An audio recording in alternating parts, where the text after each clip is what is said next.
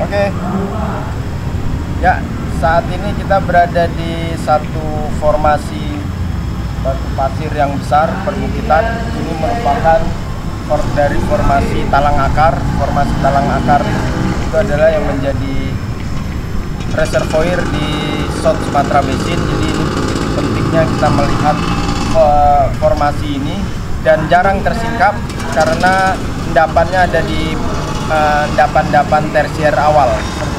Kalau kalian lihat itu ada lapisan yang sebagai kibetnya berwarna teroksidasi, lapisan tipis itu menjadi fungsi untuk pengukuran seperti itu. Jadi kemudian dia miring ke arah sana, terus di sini yang nanti kita lihat di sebelah sini itu dia masuk ke dalam. Nah, ini cukup tricky karena kalau kalian hanya yang tersingkap di situ, itu ada variasi grain size, kemudian ada struktur sedimen berupa cross stratification, kemudian ada juga yang di satu line tersebut ada coarsening and fining upward dan sebagainya. Oke. Nah, di sini kalian lihat kalau dalam perbesaran ini sejatinya adalah satu lapisan yang utuh dari dari lapisan batu pasir. Hanya saja yang sering terkecoh ini kita jumpai di sini adalah batas bawah dari batu pasir ini. Ini karena sudah berbeda batuan, bahkan mungkin ini masih batu pasir yang very fine, namun ada perubahan, ada perbedaan warna. Nah, yang sering terkecoh adalah ketika tubuh batu pasir ini hanya tersingkap di satu sisi atau satu line ini. Ini seakan-akan terdiri dari beberapa lapisan batuan, padahal sesungguhnya tidak. Hanya satu proses pengendapan yang besar, terus kemudian dipengaruhi arus, sehingga ini dan ini, kemudian ini dan ini itu sering terkecoh kalau ini batu pasir sangat kasar. Kemudian ini batu pasir dengan grain size medium, terus kemudian kasar lagi. Tetapi sejatinya ini adalah satu proses atau satu tubuh batuan yang sama, yakni batu pasir. Di dalamnya ada internal features, gradasi atau graded bedding dari segi grain size, kemudian ada cross. Mungkin kalau nanti kalian lihat secara zoom, sini ada mega cross bedding. Oke.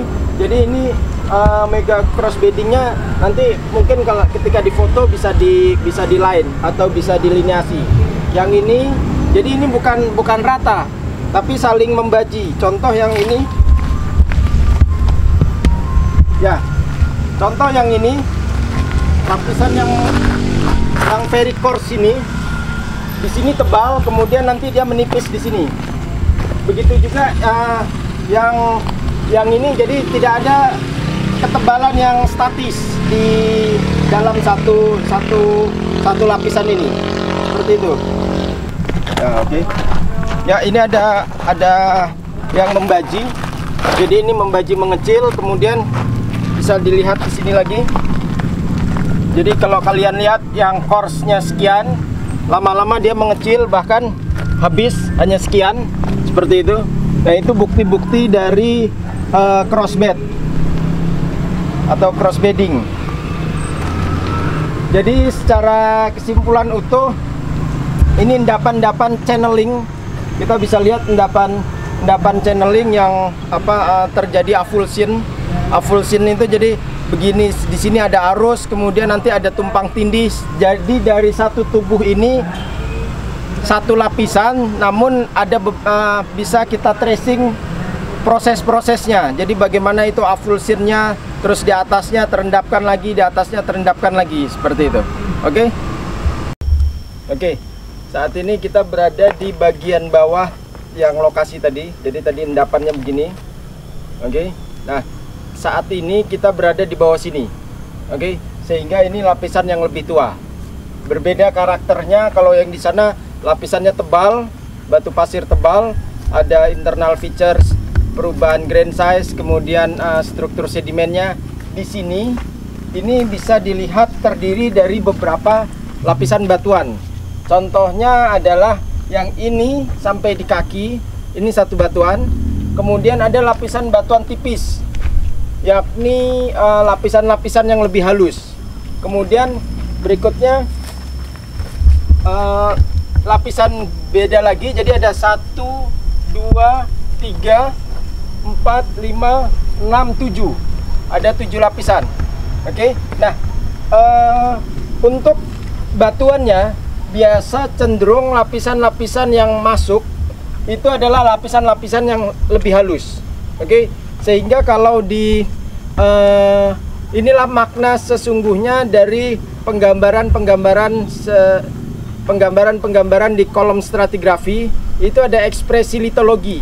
Yang kasar relatif menjorok, yang halus relatif mendalam. Nah, ini adalah contohnya. Sehingga ini relatif kasar, dia menonjol, kemudian nanti dia halus, ini seperti lanau maupun ya seperti condong seperti batu lanau. Oke. Kemudian berikutnya nonjol lagi ke permukaan, ini adalah batu pasir.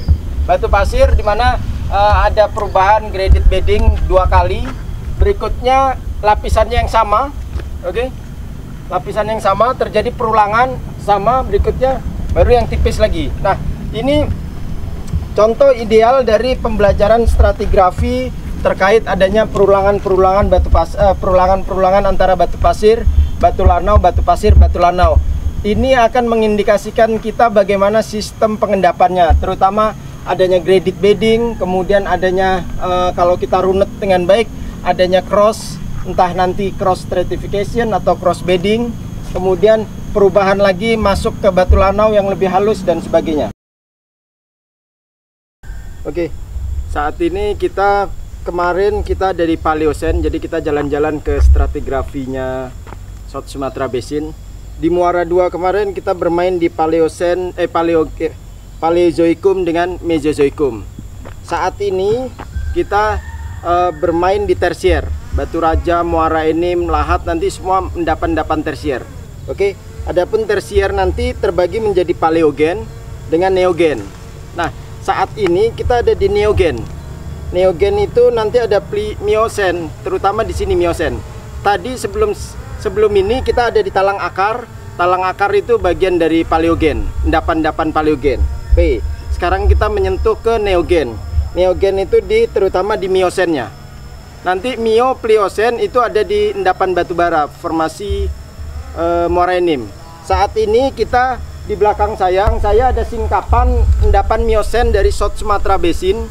Itu ada yang warna abu-abu dengan warna coklat, kemudian nanti di atas lagi ada warna abu-abu. Oke. Di atasnya lagi itu ada warna hitam kecoklatan, atau kalau skate seperti ini. Seperti ini nanti ada yang grey, yang warna bawah, kemudian ada brown yang relatif in situ tebal, kemudian grey lagi di baliknya terlihat sekali di situ. Oke, kemudian sampai di bagian atas. Nah, ini tidak hanya sekedar pewarnaan atau perbedaan warna saja, tapi ini menjadi kunci karena ini sudah menjadi beda karakter yang signifikan, yakni adanya perbedaan formasi. Yang grey ini adalah Gumei Formation. Oke.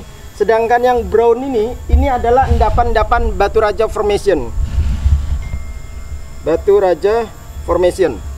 Oke. Batu Raja Formation ini dikenal dengan sebagai carbonate facies. Oke. Kemudian sehingga tercermin ini adalah endapan-endapan batu gamping. Hanya saja nanti kita belum menjumpai batu gamping yang terumbu. Kita masih menjumpai batu gamping yang plastik, yakni transisi antara Gumei dengan Batu Raja Formation. Di atasnya nanti ada Gumei lagi, di atasnya nanti ada Batu Raja lagi, di atasnya bahkan sampai atas nanti Batu Raja. Oke, sehingga lokasi ini menjadi penting karena apa? Karena dijumpai endapan Miocene di formasi Sumatera Selatan.